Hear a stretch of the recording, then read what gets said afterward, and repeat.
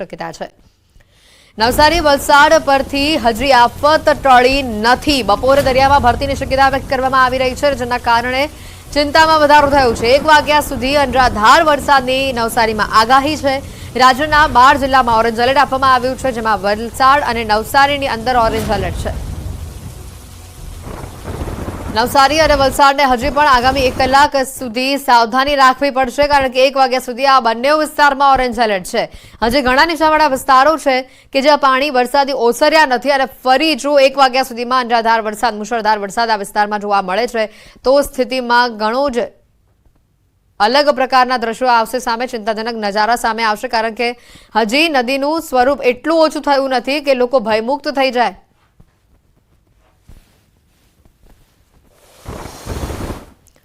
સાથે જ અંબિકા અને કાવેરી નદીમાં ઘોડાપૂર જોવા મળી રહ્યું છે। નવસારીમાં વિનાશ વેર્યો હોય તે પ્રકારની સ્થિતિ છે। બિલીમોરા શહેરના હાલ અત્યારે બેહાલ થઈ ચૂક્યા છે। દેસરા વિસ્તારના કુંભાર ફળિયા અને ચાંદની ચોક સોસાયટીમાં પાણી ફરી વળ્યા છે। 3 થી 4 ફૂટના પાણી ભરાતા લોકોના જીવ તાળવે ચોંટ્યા છે। સ્થાનિકોએ આખી રાત બેસીને કાઢી છે। ઘરોમાં પૂરના પાણીની સાથે સાપ, જાનવરો આવવાની પણ દહેશત છે। લોકોની ઘરવખરી, માલસામાન બધું જ આ પાણીમાં પલળી ચૂક્યું છે। કેટલાક લોકોએ અગમચેતીના ભાગરૂપે તમામ માલસામાન ઉપર ચડાવી દીધું છે। આ દેસરા વિસ્તારનો ચાંદની ચોક સોસાયટી એરિયા કહેવાય। આ એરિયામાં ગઈકાલે સાંજે 7 વાગ્યાથી પાણી ભરાવાના સ્ટાર્ટ થયેલા, પણ કોઈ પ્રશાસન જોવા પણ નથી આવ્યું, પૂછવા પણ નથી આવ્યું। અને છેલ્લા લગભગ 22 થી 25 વર્ષથી આ પ્રોબ્લેમ છે। અહીંયા રાત ટેરેસ ઉપર સૂઈ ગયા, લાઇટ હતી, હવે હમણાં પાણી ઉતરી ગયા તો લાઇટ કાપવાની વાત કરે છે।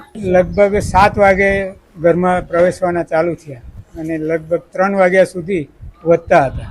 3 વાગ્યા પછી પાણી સ્થિર થયા અને 6 વાગ્યા પછી ઉતરવાના ચાલુ થયા। રાત તો ભય કહ્યું તેમ આખી રાત બેસી જ રહેવું પડે।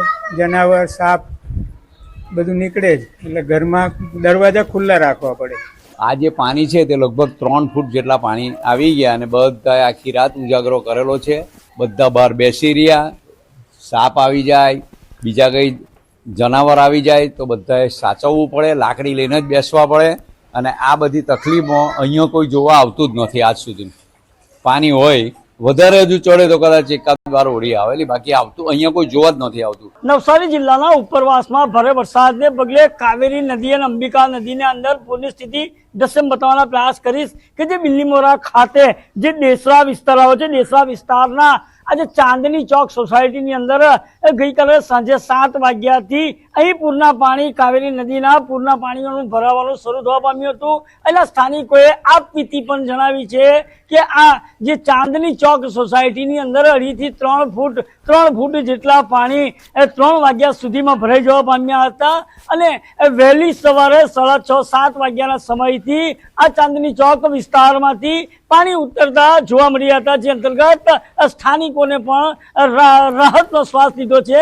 પરંતુ મધ્યરાત્રિએ જે પાણીનું વહેણ અને જે પાણી ને પૂરના પાણીઓ જે વધી રહ્યા હતા, જે અંતર્ગત લોકોના જીવ પણ તાળવે ચોંટ્યા હતા। તો ક્યાંક ને ક્યાંક આજે ભારે વરસાદ અને પૂરની સ્થિતિને લઈને વીજળી પણ ગુલ થવા પામી હતી। અહીંના સ્થાનિકોનો સામાન, ઘર વખરીને પણ મોટા પાયે નુકસાન થવા પામ્યું છે। દ્રશ્યમાં જોઈ શકો છો કે આ ચાંદની ચોક જે સોસાયટી દેસરા વિસ્તારમાં આવેલી છે, ત્યાંના રહીશોએ આપવીતી પણ જણાવી કે આખી રાત બેસી રહેવું પડ્યું છે।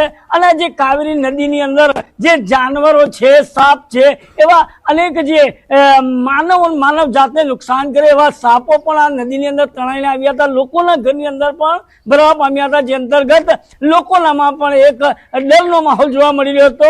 ખાસ કરીને વાત કરવામાં આવે તો ચૂંટાયેલા સદસ્ય કે વહીવટી તંત્રના કોઈ અધિકારીઓ પણ આટલા વર્ષોથી આ સમસ્યા ચાંદની ચોક સોસાયટીની છે ક્યાંક ને ક્યાંક મુલાકાત લેવા આવ્યા નથી। માત્ર ચૂંટણી આવે છે એ કારણે મતની ભીખ માંગવા અહીંના નેતાઓ આવતા હોય છે। અને આ જે પરિસ્થિતિ, જે વિકટ પરિસ્થિતિ જ્યારે સામનો સ્થાનિકો કર્યા છે, તેની વારે ક્યારેય ચૂંટાયેલા સદસ્ય કે ક્યાંક વહીવટી તંત્ર પણ આવતું નથી। કેમેરામેન સ્મિત રાઠોડ સાથે કેતન પટેલ, ન્યૂઝ 18 ગુજરાતી, દેસરા, બિલીમોરા।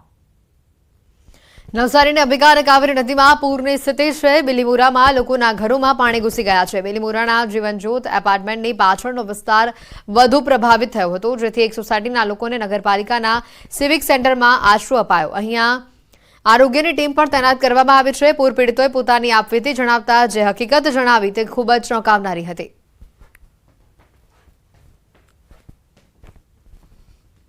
ચાર પાંચ ફૂટ પાણી કેવી રીતે તમે બહાર આવી ગયા? અમે તો બહાર નીકળી ગયા, પછી આવે તો એટલે આવ્યા પછી મ્યુનિસિપાલિટી વાળા આવ્યા અને તમે કેવો બહાર એટલામાં બદલા બહાર નીકળી ગયા, સામાન બધું કોઈ કઈ નહીં ઘેર આવ્યો, બધું સાફ સાફ.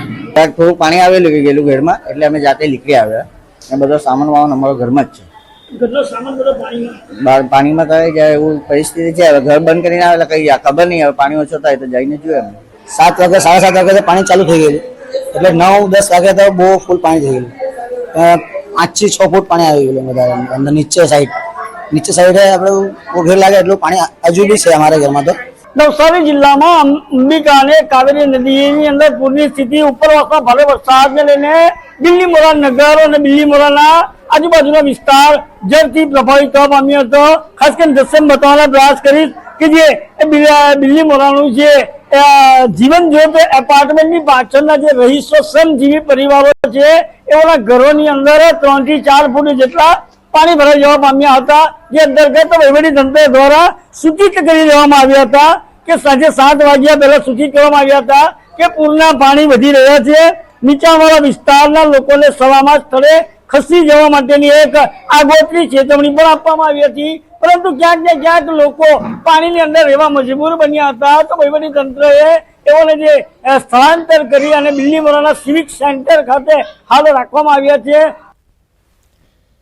તો જે રીતે હાલ નવસારીની પરિસ્થિતિ અહીંયા સામે આવી રહી છે, ત્યારે વરસાદને લઈને અંબાલાલ પટેલે પણ મોટી આગાહી કરી દીધી છે.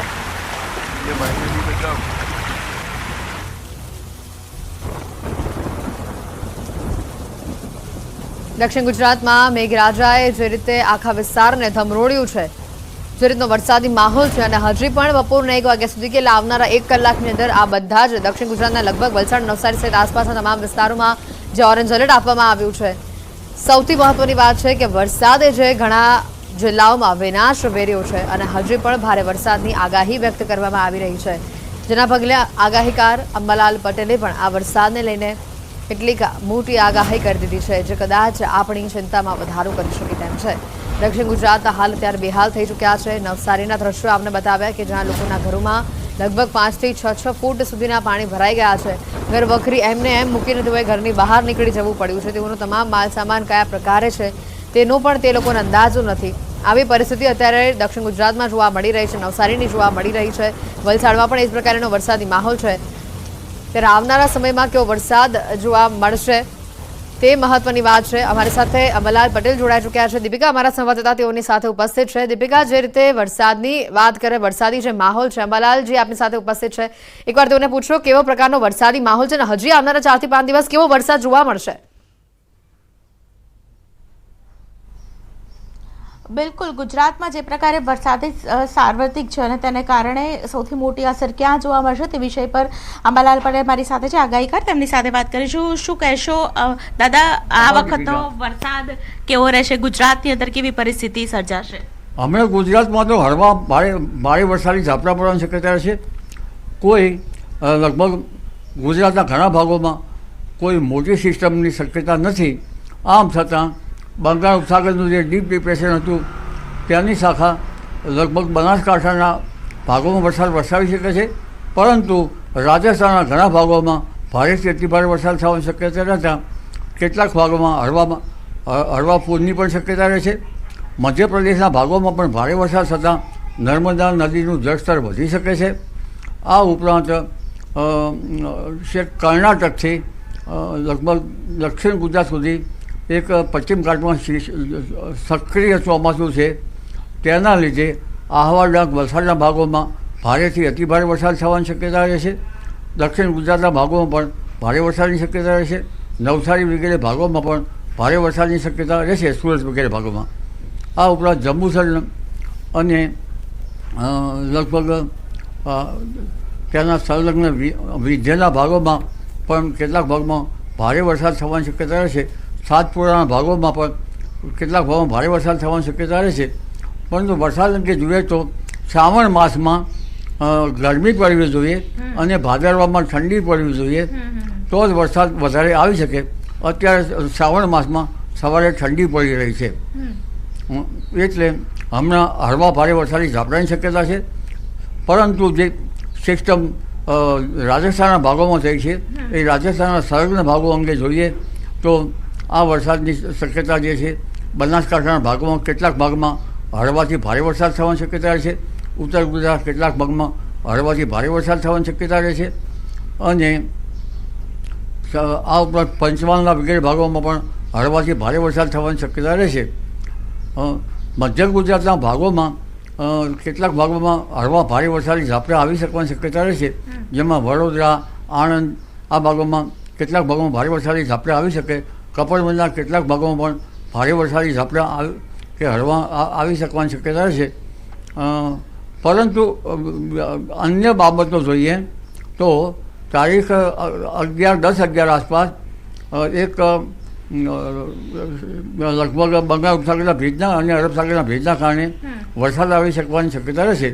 એટલે 11થી 14માં ગુજરાતના ઘણા ભાગોમાં સારો વરસાદ આવવાની શક્યતા રહેશે. પરંતુ આ વખતે બંગાળ ઉપસાગરમાં ચીન તરફમાં એક સાયક્લોન થવાની શક્યતા છે. એટલે એક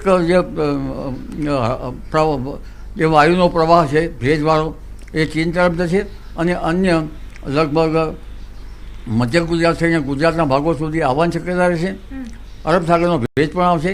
પરંતુ હમણાંની જે સિસ્ટમો છે એ લગભગ દેશના ઉત્તર ભારત તરફ વધારે સક્રિય આવવાની શક્યતા છે.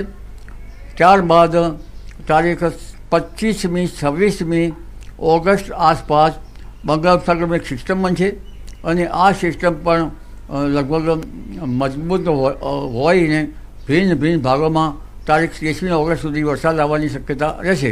બિલકુલ દાદા, ખાસ કરીને ખેડૂતો માટે જોઈએ તો કૃષિ પાક છે તે ખૂબ જ મહત્વના હોય છે. આ સમયગાળો કેવો રહેશે? આ વખતનો વરસાદ છે ખેડૂતો માટે પોઝિટિવિટી લાવશે?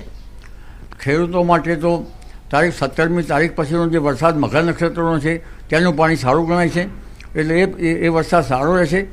પરંતુ તારીખ 24 ઓગસ્ટ પછી જોવા જઈએ તો વાતાવરણમાં વિષમ હવામાનની અસર થવાની શક્યતા રહેશે અને આ વિષમ હવામાન ઘણો લાંબો ટાઈમ સુધી ચાલી રહેવાની શક્યતા રહેશે. એટલે વિષમ હવામાનની વિપરીત અસરના કારણે ઊભા કૃષિ પાકોમાં આ અરસામાં રોગ આવવાની શક્યતા રહેતા પાક સંરક્ષણના પગલાં લેવા સારા રહેશે. અચ્છા, ગુજરાતની